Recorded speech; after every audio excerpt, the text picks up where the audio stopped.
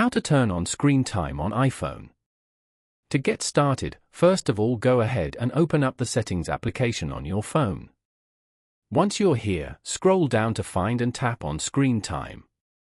Screen time encourages you to engage in healthy viewing habits that can lower their risk of myopia, and it can help reduce eye strain for users of all ages.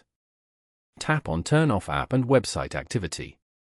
A confirmation window will appear and tap Turn on App and Website Activity again.